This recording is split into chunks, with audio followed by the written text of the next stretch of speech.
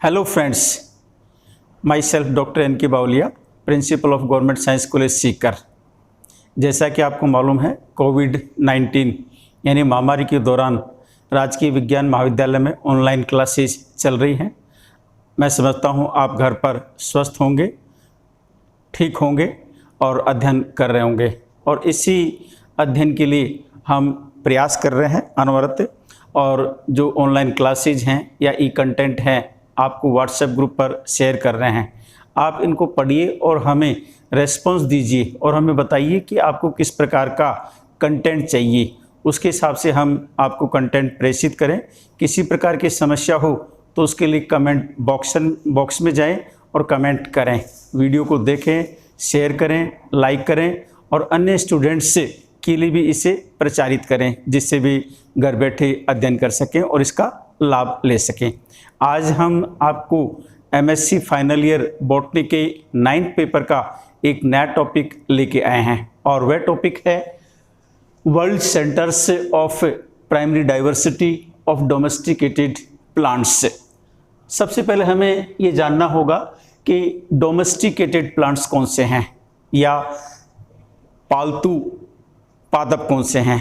Generally पालतू शब्द पशुओं के लिए यूज किया जाता है, लेकिन पादपों के सेंस में ये जो डोमेस्टिकेशन है ये उसी रूप में लिया जाता है, ठीक उसी प्रकार से जिस प्रकार से किसी एक जंगली पौधे को हम हमारे घर के अंदर ला करके बो दें और उसे उचित वातावरण प्रदान करते हुए उसकी देखरेख करें और उससे जो भी पैदावार हो उसको लेते रहें या जो भी उसका उपयोग हो उसे उपयोग में लेते रहें। और यदि वह पादप हमारे काम में आता हो तो वही डोमेस्टिकेशन कहलाता है। लेकिन साइंटिफिक दृष्टि से हम बात करें, डोमेस्टिकेशन क्या है। डोमेस्टिकेशन के अंदर एक प्लांट को डोमेस्टिकेटेड उस स्थिति में किया जाता है जब उस प्लांट के जो नेटिव कैरेक्टरिस्टिक्स हैं उन नेटिव कैरेक्टरिस्टिक्स को चेंज कर दिया जाता है और चेंज करके उसे रिप्रोड्यूस किया जाता है ह्यूमन के इंटरवेंशन के द्वारा।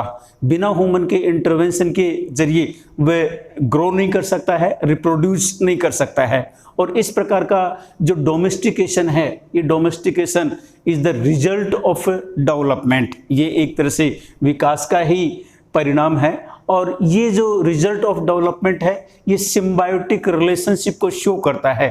ठीक उसी प्रकार से जिस प्रकार से आप लाइकेंस के अंदर सिम्बायोटिक रिलेशनशिप देखते हैं, उसी प्रकार से ऐसे प्लांट्स को यदि हम घर के अंदर ला करके बो करके उसके वृद्धि करने के अंदर हेल्प करते हैं, रिप्रोडक्शन के अंदर हेल्प करते हैं, मीन्स वह प्लांट बिना ह्यूमन के अपने आप में ग्रोथ नहीं कर सकता है। और इसी को हम कहते हैं symbiotic relationship between plants and human beings. और इसे कुछ लोगों ने को इवोल्यूशन भी कहा है या सह विकास के नाम से भी जाना है, क्योंकि इसके अंदर प्लांट्स का जो बिहेवियर है ये बिहेवियर इवोल्व होता जाता है, जो एक दूसरे के अनुकूल होता जाता है। और दूसरे शब्दों में हम सिंपलेस्ट फॉर्म में कह सकते हैं को इवोल्यूशन। को मीन्स साथ साथ होने वाला विकास है। और इस को इवोल्यूशन के अंदर जो ह्यूमन बीइंग है ये प्लांट्स को हार्वेस्ट करता है और हार्वेस्ट उस कंडीशन के अंदर करता है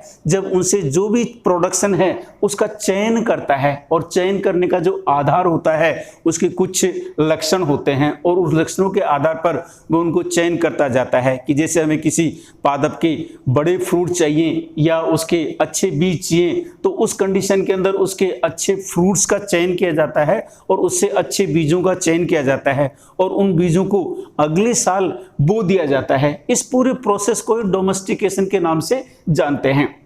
ये डोमेस्टिकेशन का जो प्रोसेस है, इस प्रोसेस के अंदर बेसिकली 3 स्टेजेस आते हैं। पहली जो स्टेजेज है, इस पहली स्टेजेज के अंदर जो भी वाइल्ड प्लांट होता है जिसकी वीडी टेंडेंसी है, जिसके अंदर खरपतवारनेस की जैसी स्थिति दिखाई दे रही है और उसके अंदर लार्ज रिजर्व और फूड है, बहुतायत के अंदर खाद्य पदार्थ हैं, उस प्लांट को कॉलोनाइज किया जाता है। और कॉलोनाइज जहाँ पर आदमी रहता है उसके घर के आसपास किया जाता है। और जब कॉलोनाइज करते हैं तो शायद ये जो फर्स्ट स्टेज है ये हमें देखने को मिलती मिलती है कि इस प्रकार के जो प्लांट्स के जो सीड्स हैं, ये सीड्स कहीं ना कहीं एक्सीडेंटली जहाँ पर ह्यूमन बीइंग रह रहा था उसके आसपास नेचुरल हैबिटेट के अंदर गिर गए हैं और गिर करके अंकुरित हो गए हैं।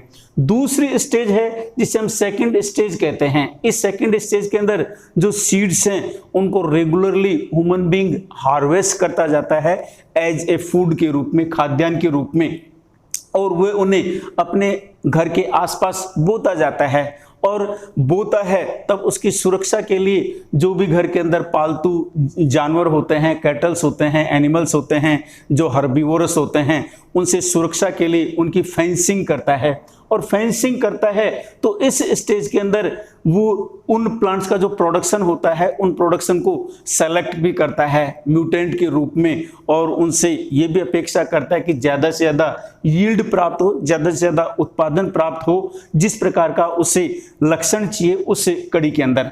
तीसरी जो स्टेज है, ये तीसरी स्टेज शायद मनुष्य ने धीरे धीरे सेकंड स्टेज से सीखा होगा कि हमें किस प्रकार के प्लांट्स को बोना चाहिए, किस प्रकार के सीड्स को बोना चाहिए और किस समय बोना चाहिए, और धीरे धीरे उसको उसके हस्बेंड्री करने का मालूम चला, उसकी हार्वेस्टिंग करने का मालूम चला कि जैसे कब उस प्लांट के बीज को बोया जाए, कब उसकी खरपतवार निराई गुड़ाई या कटाई की जाए, कब उसकी हार्वेस्टिंग की जाए। ये सारी चीज़ें उसने अपने आप समझ ली और समझ करके इस तीसरी स्टेज के अंदर आ गया। इस प्रकार से 3 स्टेजेस के अंदर डोमेस्टिकेशन हुआ है।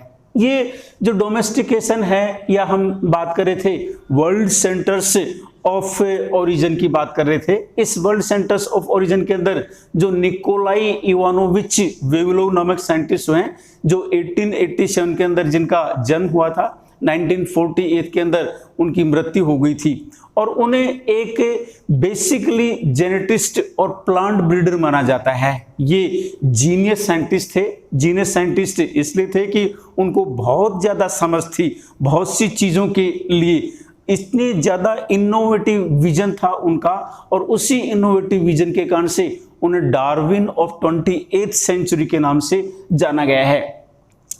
इन साइंटिस्ट की या एनआई वेवलोव साइंटिस्ट की जो टीम थी, इस टीम ने कई कंट्रीज का दौरा किया और दौरा करके वहाँ के प्लांट्स को कलेक्ट किया जो कि कल्टीवेटेड किए जा रहे थे, और उनके वाइल्ड रिलेटिव्स को कलेक्ट किया, और कलेक्टिव करके उसे रशियन ब्रीडिंग प्रोग्राम के अंदर कई वैरायटीज के साथ में देखा और स्टडी की और उसकी कंडीशंस को देखा, और उसके आधार पर उन्होंने प्रपोज किया कि कल्टीवेटेड प्लांट्स के 8 मेन सेंटर्स हैं जो डाइवर्सिटी के हैं, और 3 सेंटर्स उन्होंने सेकेंडरी सेंटर्स से माने डाइवर्सिटी का।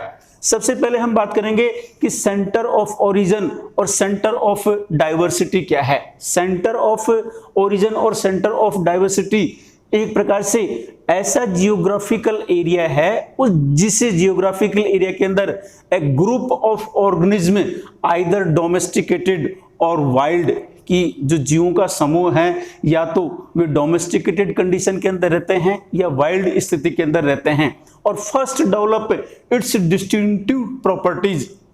और सबसे पहले उनका जो डेवलपमेंट हुआ था डिस्टिंक्टिव प्रॉपर्टीज के अंदर, वो ऐसे ही स्पेसीज के अंदर या प्लेसेज के अंदर हुआ था जिन्हें सेंटर ऑफ डाइवर्सिटी के नाम से या सेंटर ऑफ ओरिजिन के नाम से जानते हैं।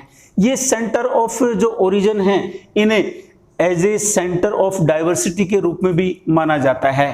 क्रॉप प्लांट्स के लिए जैसे हमने बात की, वेवलोव साइंटिस्ट ने 8 सेंटर को आइडेंटिफाई किया है, और बाद में जाकर के 1935 में इन्होंने इनको 11 के अंदर कैटेगराइज किया है, 11 सेंटर ऑफ ओरिजिन के रूप में कैटेगराइज किया है।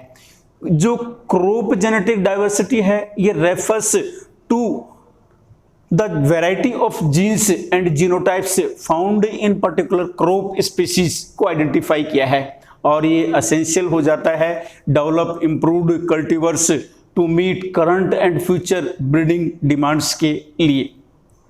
यदि कोई क्रॉप स्पीशीज है जिसके अंदर large number of genetic variations हैं, उसे जेनेटिकली डाइवर्स्ड स्पीशीज के नाम से जाना जाता है। वेविलियन सेंटर्स ऑफ डाइवर्सिटी। आगे हम बात करेंगे वेविलियन सेंटर्स ऑफ डाइवर्सिटी। वेविलियन ने जो कौन कौन से डाइवर्सिटी के सेंटर्स दिए हैं उनकी हम बात करेंगे। वेविलो ने कंसिडर किया था as a rule the primary foci of crop origins were in mutations mountainous regions से। मतलब उन्होंने जो प्राइमरी फोसाई थे उनका मानना था कि माउंटेनियस या जो पहाड़ी क्षेत्र थे उनको माना था, और उन्हें करेक्टराइज्ड किया था by the presence of dominant alleles, कि उनके अंदर डोमिनेंट एलील्स होते हैं। और इस सब का जो वर्णन है उन्होंने किया था अपने कार्य के अंतर्गत, और वह कार्य था the phytogeographical basis for plant breeding, जो वेविलो ने 1935 के अंदर समराइज किया था। Pulls together all his previous work, जो भी उन्होंने पहले का काम किया था उसके साथ में, सेंटर ऑफ ओरिजिन के रूप में, डाइवर्सिटी के रूप में, और उसी के आधार पर उन्होंने जो हमने बात की है 8 सेंटर्स ऑफ डाइवर्सिटी या प्राइमरी सेंटर्स को रिकॉग्नाइज किया है। ये 8 सेंटर्स प्लस इसके अंदर 3 सेंटर्स हैं। ये कौन कौन से हैं उनकी हम बात कर रहे हैं। सबसे पहला सेंटर इन्होंने चाइनीज सेंटर माना था। इस चाइनीज सेंटर के अंदर उन्होंने 138 डिस्टिंक्ट स्पीसीज रिकॉग्नाइज की थी, और इनके बारे में उन्होंने कहा था कि ये प्रोबेबली सबसे पहले आने वाली स्पीसीज थी जो इंपॉर्टेंट थी। विशेष रूप से उनके अंदर सीरियल्स थे, बकवीट्स थे और लेगुम्स थे। सेकंड सेंटर ऑफ डाइवर्सिटी है जिसे इंडियन सेंटर के नाम से जानते हैं। इस इंडियन सेंटर के अंदर जो एंटायर सब कॉन्टिनेंट है ये भी इंक्लूड है। ये बेस्ड ओरिजिनली ऑन राइस के ऊपर, मिलेट्स के ऊपर, लेगुम्स के ऊपर, और अराउंड 117 स्पीशीज इसके अंतर्गत आती हैं। थर्ड जिसे सेकंड ए के नाम से जाना गया है, जो द इंडो मलायन सेंटर के नाम से जाना जाता है। ये इंक्लूडिंग इंडोनेशिया एंड फिलीपाइंस के नाम से जाना जाता है। इसके अंदर विद रूट क्रॉप्स, ऐसी फसलें आती हैं जो जड़ के रूप में होती हैं, जिसमें जैसे डायस्कोरिया की स्पीशीज है, टक्का की स्पीशीज हैं, जो प्री प्रोडोडेंट स्पीशीज हैं, जो अदर फ्रूट क्रॉप्स के साथ भी पाई जाती हैं, जिसमें शुगर केन भी है, स्पाइसेज भी हैं, मसाले की जातियां भी हैं। अराउंड ये 55 स्पीशीज हैं। Then third centre of diversity जिसे द इनर एशियाटिक सेंटर के नाम से जानते हैं। इसमें तजाकिस्तान, उज्बेकिस्तान शामिल होते हैं। इसके अंदर वीट, राई और मैनी हर्बेशियस लेगुम्स स्पीशीज आते हैं, जो विशेष रूप से सीड शोन होते हैं, रूट क्रॉप्स के रूप में होते हैं, फ्रूट्स होते हैं, और ये अराउंड 42 स्पीशीज हैं। देन फोर्थ सेंटर जिसे एशिया माइनर के नाम से जानते हैं, जिसके अंदर Transcaucasia, Iran and Turkmenistan शामिल हैं। इसके अंदर ज़्यादा wheat, rye, oats, seed and forage, legume, fruits etcetera की अराउंड 83 स्पीशीज आती हैं। फिफ्थ है the Mediterranean centre. Mediterranean centre of more limited importance है, जिसकी सीमित इंपॉर्टेंस है देन अदर्स, दूसरों की बात करें तो, जो ईस्ट के रूप में है, but including wheat, barley, forage plants, vegetables and fruits, specially spices और इथरल ऑयल्स, जिनके अंदर ईथर का प्रोडक्शन होता है। ऐसी करीबन 84 स्पीशीज इसके अंदर शामिल हैं। देन सिक्स्थ है द एबिसियन सेंटर, जिसे एट प्रेजेंट इथोपियन सेंटर के नाम से भी जानते हैं। ये भी लेसर इंपॉर्टेंस वाला है। इसके अंदर मोस्टली रेफ्यूज ऑफ क्रॉप्स होती हैं, ऐसे रफी वाली क्रॉप्स होती हैं जो फ्रॉम अदर रीजन्स में आती हैं, स्पेशली वीट्स और बार्ले और लोकल ग्रेन्स के रूप में, स्पाइसेज के रूप में। ये अराउंड 38 स्पीशीज हैं। देन सेवंथ सेंटर है the south Mexican and central American centre. ये इंपॉर्टेंट है विशेष रूप से मेज के लिए या फेसियोलस के लिए या कुकुरबिटेशियस स्पीशीज के लिए और कुछ मसालों के लिए, फ्रूट्स के लिए, फाइबर प्लांट्स के लिए, और अराउंड 49 स्पीसीज इसके अंतर्गत आती हैं। देन 8th सेंटर है साउथ अमेरिका एंडीज रीजन, जिसमें बोलिविया, पेरू, इक्वाडोर ये आते हैं। ये इंपॉर्टेंट है फॉर पोटैटोज, आलू के लिए इंपॉर्टेंट है, और अदर रूट क्रॉप्स के लिए इंपॉर्टेंट है, grain crops of Andes, vegetables, spices और फ्रूट्स के रूप में इंपॉर्टेंट है, और कुछ ड्रग्स के रूप में भी इंपॉर्टेंट है, जिसमें जैसे कोकीन है, कुनीन है, टोबैको है, और इसमें अराउंड 45 स्पीसीज आती हैं। देन 8th सेंटर है जिसे द चिलियन सेंटर के नाम से जानते हैं। इसके अंदर अराउंड 4 स्पीसीज आती हैं, जिसमें से एक स्पीसीज जिसे सोलेनम ट्यूबरोसम के नाम से जानते हैं, इसके बारे में माना जाता है कि ये डिराइव्ड फ्रॉम एंडियन सेंटर से हुई है इन एनी केस, और this could hardly be compared with the 8 main centres, जो 8 सेंटर से कंपेयर की जा सकती है।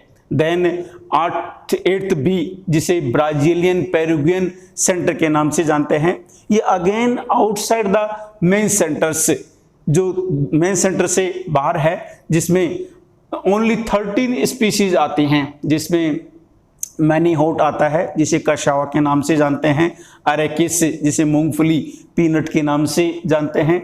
ये कंसिडरेबल इंपॉर्टेंस है। Others such as pineapple है, इसके अंदर हैविया की स्पीसीज जिसे रबर प्राप्त होता है, थियोब्रोमा काको के नाम से जो स्पीसीज हैं, ये शायद इसी जगह पर डोमेस्टिकेटेड हुई हैं, जो बाद में जाकर के डोमेस्टिकेटेड हुई हैं। इसलिए हम कह सकते हैं कि यहाँ पर कंसिडरेबल प्लांट डाइवर्सिटी है, जो अप टू अबाउट 45 से 50 डिग्री नॉर्थ लेटीट्यूड में होती हैं, जो यूरोप, एशिया, नॉर्थ अमेरिका और साउथ वर्ल्ड में पाई जाती हैं, जो 35 से 40 डिग्री साउथ लेटीट्यूड में हैं in the southern continents. Apart from desert के अलावा एंड सेमी डेजर्ट एरियाज के अलावा, हालांकि however only in certain areas between 45 degree north and 30 degree south latitudes were potential crop plants actually domesticated. Vavilov ने नोट किया कि जो सेंटर ऑफ ओरिजिन है कल्टीवेटेड प्लांट्स का, ये occurred mostly in mountainous regions, पहाड़ी क्षेत्रों के अंदर ही ये सेंटर ऑफ ओरिजिन हुआ है कल्टीवेटेड प्लांट्स का, और विशेष रूप से बिटवीन ट्रॉपिक्स ऑफ कैप्रिकॉर्न, मकर रेखा जो 23 डिग्री 28 इंच के रूप में होती है, साउथ ऑफ द इक्वेटर जिसे भूमध्य रेखा के नाम से जानते हैं, and about 45 degree north of the equator in the old world. In the new world crop domestication की बात करें तो occurred between the 2 tropics, 2 tropics के बीच में अकर्ड हुआ है न्यू वर्ल्ड के अंदर, जिसे हम कैंसर एंड कैप्रिकॉर्न के नाम से जानते हैं, जिसे हम कर्क रेखा और मकर रेखा के नाम से जानते हैं, भूमध्य रेखा के ऊपर की ओर और नीचे की ओर। ये दोनों कर्क रेखा और मकर रेखाएं होती हैं, इनके बीच में न्यू वर्ल्ड स्पीसीज या क्रॉप का डोमेस्टिकेशन हुआ है। और इन सभी केसेस के अंदर हम बात करें तो एग्रीकल्चरल जो ओरिजिन है और जो प्रिमिटिव डाइवर्सिटी है, ये बहुत ज़्यादा हुई है कॉम्प्लेक्स माउंटेनियस रीजन्स के अंदर हुई है। यदि हम बात करें types of centre of diversity, centre of diversity basically 2 प्रकार की हैं, जिसे प्राइमरी सेंटर्स ऑफ डाइवर्सिटी के नाम से जाना गया है and secondary centres of diversity के नाम से जाना गया है। प्राइमरी सेंटर्स ऑफ जो डाइवर्सिटी हैं और जो सेकेंडरी सेंटर्स ऑफ डाइवर्सिटी हैं, ये ऐसे रीजन्स हैं जहां पर वास्ट जेनेटिक डाइवर्सिटी पाई जाती है क्रॉप प्लांट्स की, और ये ओरिजिनल होम्स हैं या मूल घर हैं क्रॉप प्लांट्स के, which are generally uncultivated areas, जो जनरली अनकल्टिवेटेड एरियाज हैं, like mountains, hills, river valleys, forest आदि इस प्रकार के एरियाज हैं। वेविलो ने सजेस्ट किया है कि valuable forms of crop plants are found far away from their primary area, कि जब ये अपने प्राइमरी एरिया से भी बहुत दूर पाई जाती हैं of origin which he called secondary centres of origin. यदि वो प्राइमरी एरिया से बहुत दूर पाई जाती हैं और वहां पर ओरिजिन होती हैं तो उन्हें सेकेंडरी सेंटर ऑफ ओरिजिन का है या डाइवर्सिटी का है। ये जो एरिया हैं जनरली कल्टीवेटेड एरियाज आते हैं। यदि इनके फीचर्स की बात करें, प्राइमरी सेंटर्स और सेकेंडरी सेंटर्स के फीचर्स की बात करें तो इनके अंदर वाइड जेनेटिक डाइवर्सिटी होती है, large dominant numbers of genes होते हैं, वाइल्ड कैरेक्टर्स से एग्जिबिट होते हैं, लेस क्रॉसिंग ओवर होता है, नेचुरल सिलेक्शन देखने को मिलता है और operate lesser genetic diversity, large number of recessive genes देखने को मिलते हैं। मोस्टली डिजायरेबल कैरेक्टर्स होते हैं जो एग्जिबिट मोर क्रॉसिंग और बोथ नेचुरल आर्टिफिशियल सिलेक्शन से जिनमें ऑपरेट होता है। प्राइमरी और सेकेंडरी डाइवर्सिटी के साथ में माइक्रो सेंटर्स भी आते हैं। माइक्रो सेंटर्स ऐसे सेंटर्स हैं जो स्मॉल एरियाज के रूप में पाए जाते हैं within the centres of diversity, जो exhibit tremendous genetic diversity of some crop plants. कुछ ही क्रॉप प्लांट्स की ट्रेमेंडस डाइवर्सिटी सेंटर होते हैं जो थोड़े से एरिया के अंदर पाए जाते हैं, जिन्हें माइक्रो सेंटर्स कहते हैं। इनकी क्या पहचान है, इनके मेन फीचर्स की बात करें तो ये ऐसे एरिया होते हैं जिनके अंदर रेट ऑफ नेचुरल इवोल्यूशन है इज फास्टर, काफी तीव्र होती है, देन लार्जर एरियाज, जो बड़े एरिया होते हैं उनसे भी ज्यादा फास्ट होती है। They are important sites for the study of crop evolution. ये इंपॉर्टेंट साइट्स हैं क्रॉप इवोल्यूशन के लिए। देन वेवलो ने एक लॉ और बनाया और उस लॉ को उन्होंने नाम दिया law of homologous series of variation. Law of homologous series of variation से ये ऐसा नियम है जो वेवलो का मानना था कि develop the concept of parallel series of variation या law of homologous series of variation. ये जो कंसेप्ट है ये कहता है कि पर्टिकुलर वेरिएशन से observed in a crop species, particular variations observed in a crop species is also expected to be available in its another related species के अंदर ये available होते हैं।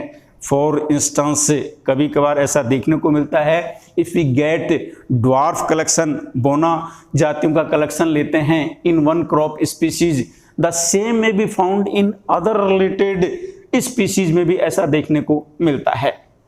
देन हम बात करेंगे differences between centre of origin and centre of diversity. Centre of origin और centre of diversity में क्या अंतर है। सेंटर ऑफ ओरिजिन की बात करें तो ये ऑफ ए क्रॉप स्पीसीज है, is generally confined to one place, जो सिर्फ एक प्लेस के तक ही सीमित रहती है। और यदि सेंटर ऑफ डाइवर्सिटी की बात करेंगे तो ये ऑफ ए क्रॉप है, may be found at more than one place.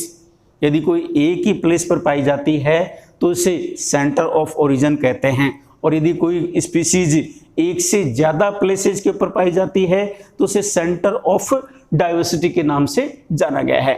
इन सब के आधार पर वेवलो ने कुछ कंक्लूजन या सारांश निकाले हैं और उनमें पहला कंक्लूजन कहता है कि wide range of plant diversity in the tropical and warm temperate regions of the world our major food crops, मतलब हमारे जो मुख्य फूड क्रॉप्स के जो एरिया है ये tropical and warm temperate regions हैं जहां पर बहुत ज़्यादा प्लांट डाइवर्सिटी की वाइड रेंज पाई जाती है। और इनका मानना था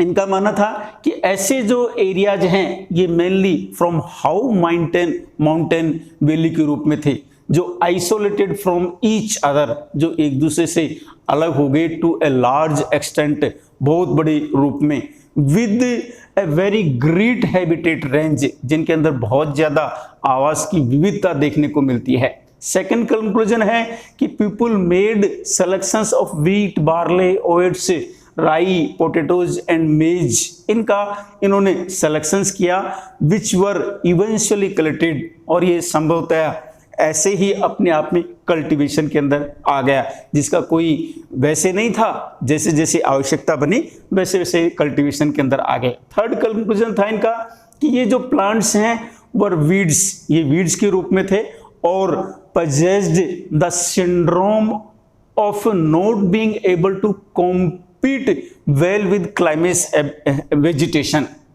ये ऐसे प्लांट्स थे या तो वीड के रूप में थे या इनके अंदर ऐसा कोई सिंड्रोम पाया जाता था जो दूसरी क्लाइमैक्स वेजिटेशन के साथ में अपनी ग्रोथ नहीं कर पाते थे। Hence they Guru in areas, इसलिए वे ऐसे क्षेत्रों के अंदर वृद्धि किए वेयर नेचर और ह्यूमंस, जहां पर प्रकृति और ह्यूमन हैड रिड्यूस्ड कंपटीशन, उनके बीच के अंदर जो कंपटीशन था उस कंपटीशन को ह्यूमन ने कम कर दिया और ह्यूमन ने कम करने से वह कंपटीशन कम हुआ और वो स्पीशीज सर्वाइव करने लग गई। और ये मनुष्य ने जैसे जैसे नोटिस किया वैसे वैसे वो उसे खाने लग गए, दोबारा बोने लग गए और बाई चांस और इवेंचुअली बिकेम डोमेस्टिकेटेड, और धीरे धीरे इसी प्रक्रिया के अंदर ये स्पीशीज डोमेस्टिकेटेड हो गई। आप इसको इस रूप में कह सकते हैं जिस प्रकार से हम खेतों के अंदर खाद्यान्न बोते हैं और खाद्यान्न बोने के साथ साथ में उसके अंदर दूसरे पेड़ पौधे उगाते हैं जिन्हें हम खरपतवार कहते हैं, और यदि वो खरपतवार ज़्यादा मात्रा के अंदर उगाते हैं तो उन प्लांट्स की नेचुरल ग्रोथ नहीं हो पाती है। लेकिन यदि ह्यूमन इंटरवेंशन करता है और उन खरपतवार को वहाँ से हटा देता है तब उनकी वृद्धि अच्छी होती है। तो ये प्रोसेस शायद ह्यूमन ने पहले जाने अनजाने में शुरुआत किया था और उस कारण से ये प्लांट्स वृद्धि करते गए।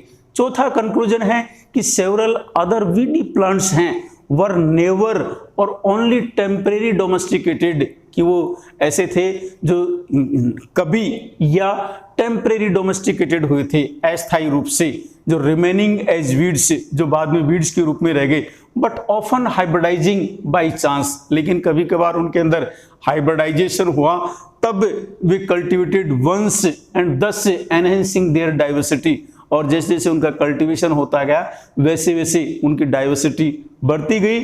और पांचवा कंक्लूजन कहता है कि it seems that the restricted ascent of the mountain valleys and the wide range of altitude help to produce and select the diversity needed for domestication, कि ये सारी जो परिस्थितियां थी ये सारी परिस्थितियां डोमेस्टिकेशन को बढ़ावा देने लग गई। छठा कहता है कि सिमिलर सिलेक्शन प्रेशर्स, इस प्रकार का जो सिलेक्शन प्रेशर था, even unrelated crops produced several types of adaptation, कई प्रकार के अडेप्टेशन कर लिया। A process developed by Vavilov into in his law of homologous series, जो इसको इन्होंने वेवलोव ने लॉ ऑफ होमोलॉगस सीरीज के अंदर भी डिस्कस किया है। बिकॉज सच अडेप्टेशंस, इस प्रकार के adaptation is only partially related crops must surely have been due to mutations on distinct loci in each crops। इस प्रकार से इस छोटे से पार्ट के जरिए आज हमने जाना कि प्लांट्स का जो डोमेस्टिकेशन हुआ है वो किस प्रकार से हुआ है और कौन कौन से डाइवर्सिटी के सेंटर हैं जो वेवलोव ने 8+3 11 सेंटर से डिफाइन किए हैं, और प्राइमरी डाइवर्सिटी ऑफ सेंटर्स से, सेकेंडरी डाइवर्सिटी ऑफ सेंटर्स से, origin of plants, diversity of plants की हमने बात की है। इसके लिए हमने ई कंटेंट हमारे फेसबुक पेज डॉक्टर एन.के. बावलिया पर अपलोड कर दिया है। आप उसे पढ़िए, घर पर रहिए, सुरक्षित रहिए, स्वस्थ रहिए। धन्यवाद।